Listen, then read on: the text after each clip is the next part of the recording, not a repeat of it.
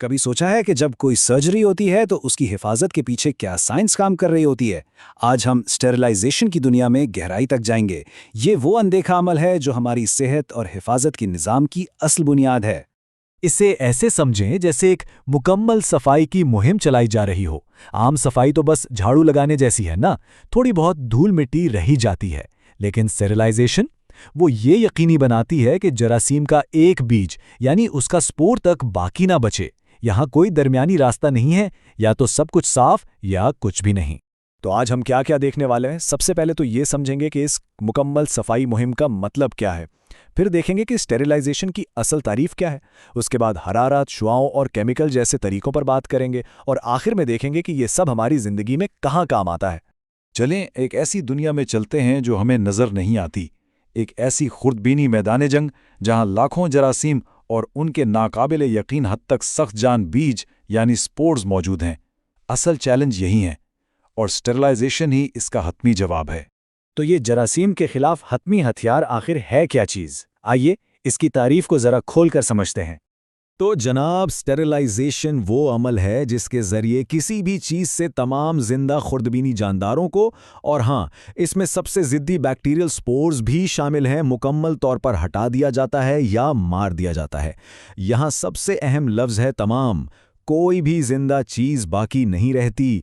जब कोई चीज़ स्टेरिल होती है तो वो हयातियाती तौर पर बिल्कुल साफ होती है। ये फ़र्क समझना बहुत ज़रूरी है।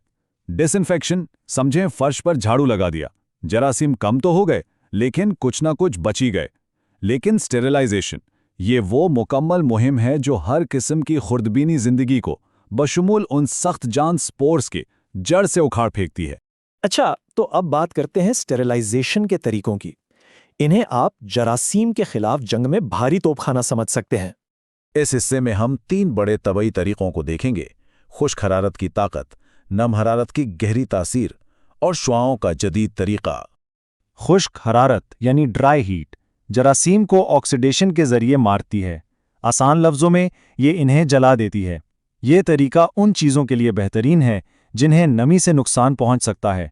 मिसाल के तौर पर सुइयों को शोले से गुजारना, शीशे के औजारों के लिए हॉट एयर ओवन का इस्तेमाल, या फिर आलूदा कचरे को जलाकर राख कर देना। फिर आती है नम हरारत यानी मॉइस्ट हीट, जो कि बहुत ज़्यादा मौसर है। ये जलाने के बजाय जरासीम के प्रोटीन्स को जमा देती है, बिल्कुल वैसे जैसे अंडा पकाया जाता है। ये कम दर्जा हरारत पर काम करती है और इसका सबसे बेहतरीन तरीका ऑटोक्लेविंग है, जिससे स्पोर्स को मारने के लिए गोल्ड स्टैंडर्ड माना जाता है। अब ज़रा इन दोनों का मुवाजना देखें। खुश्क हरारत यानी जलाना, ये कम मौसर है। सोचें, हॉट एयर ओवन में 160 डिग्री पर 2 घंटे लगते हैं। दूसरी तरफ नम हरारत यानी पकाना, ये कहीं ज़्यादा मौसर है। एक ऑटोक्लेव यही काम सिर्फ 20 मिनट में, वो भी कम दर्जा हरारत यानी 121 डिग्री पर कर डालता है। 121 डिग्री सेल्सियस, ये वो जादुई दर्जे हरारत है जो एक ऑटोक्लेव के अंदर दबाव वाली भाप से पैदा होता है। ये इतना ताकतवर है कि साइंस को मालूम सख्त तरीन बैक्टीरियल स्पोर्स को भी तबाह कर सकता है। लेकिन इन चीज़ों का क्या जो गर्मी बर्दाश्त नहीं कर सकती? यहाँ काम आती है रेडिएशन। इसे अक्सर कोल्ड स्टेरिलाइजेशन भी कहते हैं। इसमें गामा रेज या यूवी लाइट इस्तेमाल होती है जो जरासीम के डीएनए को ही तबाह कर देती है। ये सिरिंजों और कैथेटर्स जैसे हसास तिब्बी सामान के लिए बेहतरीन है।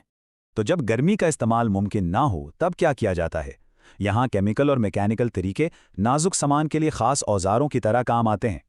इस टूल किट में कई चीज़ें हैं। गैसी स्टेरिलाइजेशन, जिसमें इथिलीन ऑक्साइड जैसी गैसें इलेक्ट्रॉनिक्स या प्लास्टिक के लिए इस्तेमाल होती हैं। माया एजेंट्स जैसे हाइड्रोजन परऑक्साइड। और फिर है फिल्ट्रेशन, जिसमें मायात को एक बारीक फिल्टर से गुजारकर जरासीम को फिजिकली अलग कर दिया जाता है। ये तरीका अक्सर एंटीबायोटिक्स के लिए इस्तेमाल होता है। यहाँ एक आम गलतफहमी को दूर करना ज़रूरी है। एंटीसेप्टिक्स जिंदा जिल्द पर इन्फेक्शन रोकने के लिए लगाए जाते हैं, जबकि डिसइंफेक्टेंट्स बेजान चीज़ों जैसे मेज़ और कुर्सियों के लिए होते हैं। ये दोनों जरासीम से तो लड़ते हैं, लेकिन इनमें से कोई भी स्टेरिलाइजेशन नहीं है जो सफाई का सबसे ऊंचा दर्जा है। तो ये सब जानना हमारी रोज़मर्रा की ज़िंदगी के लिए क्यों अहम है? चलें देखते हैं कि ये साइंस असल में कहाँ इस्तेमाल होती है। ये साइंस हमें हर जगह महफूज रखती है। अस्पतालों में ये यकीनी बनाती है कि सर्जरी के औजार बिल्कुल महफूज हों। लेबॉरेटरियों में ये तहकीक को खालिस रखती है। दवासाजी की सनत में ये हमारी दवाओं को आलूदगी से बचाती है। और सेहत आमा में ये तिब्बी कचरे को महफूज तरीके से ठिकाने लगाने को यकीनी बनाती है। ये सब कुछ स्टेरिलाइजेशन की वजह से ही मुमकिन है।